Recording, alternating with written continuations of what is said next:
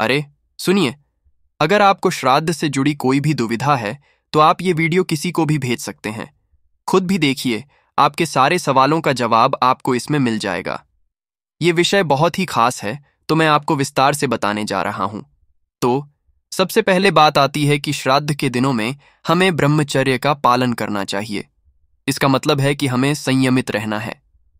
आप समझ ही रहे हैं, ये पितृपक्ष का समय होता है जो पूर्णिमा से लेकर अमावस्या तक चलता है। इन दिनों में आपको बाहर का खाना नहीं खाना चाहिए और हर काम नियम से करना चाहिए। एक और महत्वपूर्ण बात, ओम नमो भगवते वासुदेवाय का एक माला जप रोज जरूर करना है।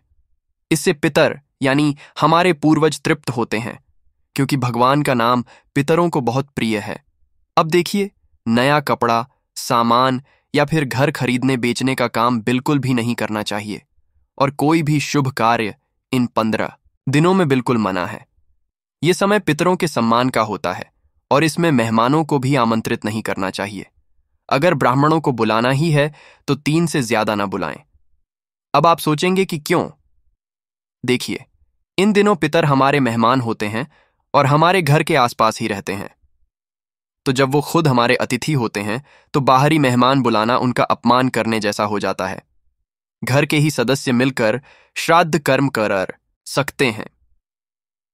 अगर आपके घर में 5 या 6 लोग हैं और सभी वयस्क हैं तो आप सब अपने पूर्वजों के लिए तर्पण कर सकते हैं। इससे आपके भाग्य का सुधार होता है और पितरों का आशीर्वाद भी मिलता है। आपके घर में तुलसी का पौधा होना चाहिए और तर्पण के दौरान तुलसी पत्र का भी उपयोग करना बहुत लाभकारी होता है। तुलसी से पितर बहुत संतुष्ट होते हैं। इन दिनों आपको इत्र या परफ्यूम नहीं लगाना चाहिए।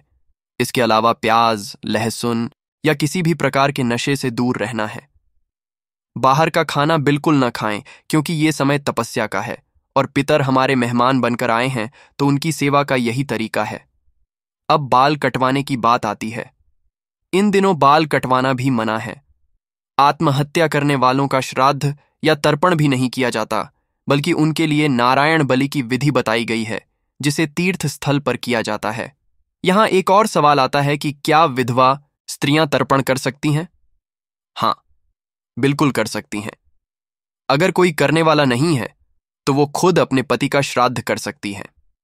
श्राद्ध के अन्न पर किसी अशुद्ध व्यक्ति या महिला की दृष्टि नहीं पड़नी चाहिए और अगर रसोई में श्राद्ध का खाना बन रहा हो तो वहां भी अशुद्ध अवस्था में किसी का प्रवेश नहीं होना चाहिए। कुत्ते की नजर भी श्राद्ध के अन्न पर नहीं पड़नी चाहिए।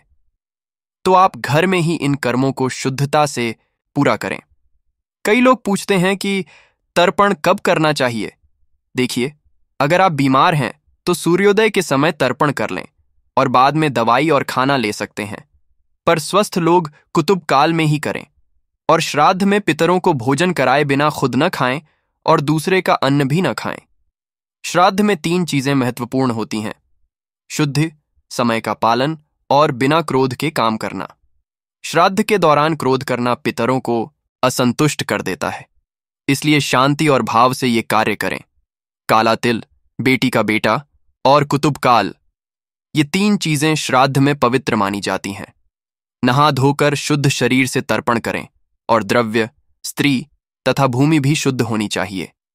शुद्धि के लिए गौमूत्र, गंगा जल या काले तिल का छिड़काव कर सकते हैं। और श्राद्ध से पहले देवता भय पित भय च मंत्र 3 बार जपना जरूरी है। साथ ही स्वधा देवी के मंत्र का 108 बार जप भी करना चाहिए। इससे पितर प्रसन्न होते हैं। अब बात करते हैं चैनल की। ये वीडियो आपके लिए है। अगर आपने इसे ध्यान से सुना है तो कृपया चैनल को सब्सक्राइब करें। इस वीडियो को शेयर करें, लाइक करें और कमेंट बॉक्स में हर हर महादेव, जय श्री कृष्ण, जय मां लक्ष्मी, राधे राधे लिखकर हमारे पितरों को भी श्रद्धांजलि अर्पित करें।